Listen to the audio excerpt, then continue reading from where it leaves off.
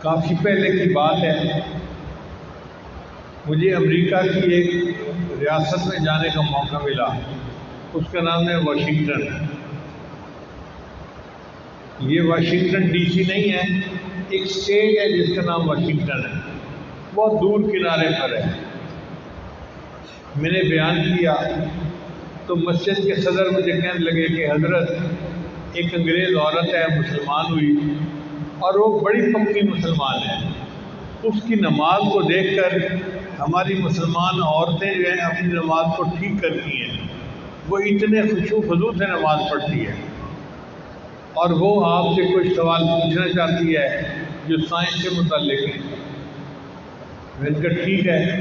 چنانچہ وہ خاتون پردے کے پیچھے بیٹھ گئی اور اس نے تقریباً 1 گھنٹہ سوال پوچھے۔ وہ سائنس سے، اسلام کے متعلق تھے۔ میں نے ان کے جواب دیے تو وہ بہت خوش ہو گئی۔ پھر کہنے لگی کہ میں مطمئن ہوں کہ آپ نے میرے دل کو تسلی کروا دی۔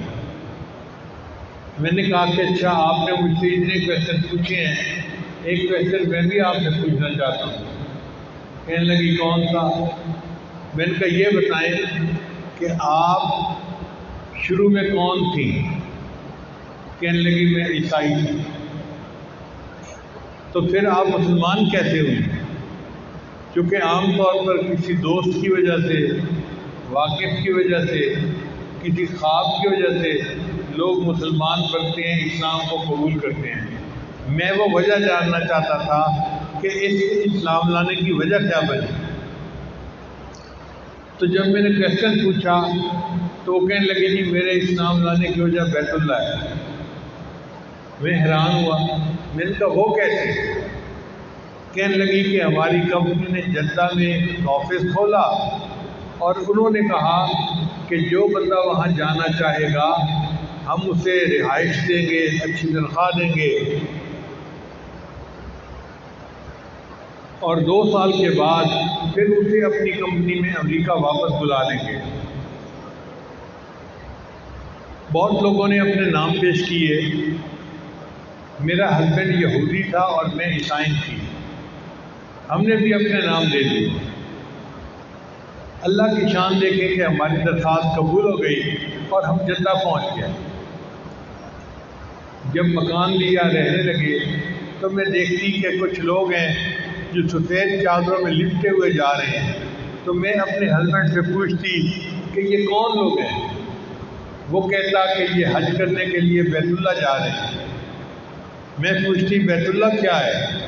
وہ کہتے ہیں ایک جگہ ہے جس کو مسلمان اللہ کا گھر کہتے ہیں۔ کہتی ہے میرے دل میں شوق پڑتا تو میں اسے کہتا کہ مجھے بھی دکھا کے لاؤ۔ اس نے کہا نہیں، وہاں غیر مسلم نہیں جا سکتے۔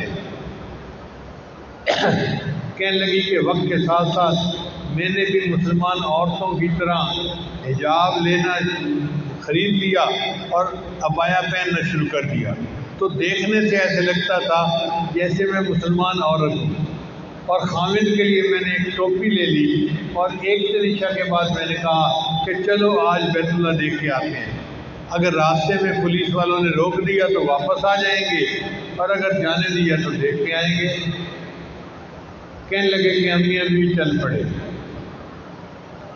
شمیسی کے اندر جو چیک پوسٹ ہے وہاں پہ بہت رش ہوتا ہے، اور ایک گاڑی کو کھڑا کر کے چیک نہیں کرتے، بلکہ جب پولیس والے تھکے ہوئے ہوں تو دور سے شکل دیکھ کے وہ اشارہ کر دیتے ہیں جاؤ جاؤ جاؤ۔